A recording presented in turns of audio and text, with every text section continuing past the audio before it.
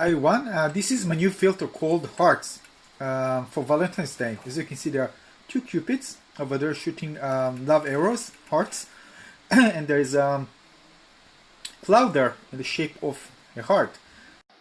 Now if you tap the screen, you can get this blush tint with some freckles.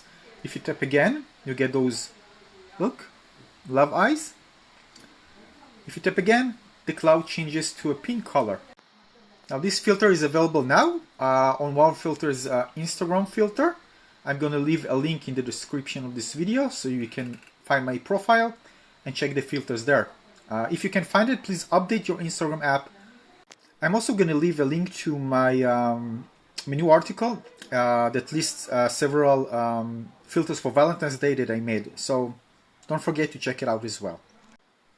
So I hope you enjoyed this one.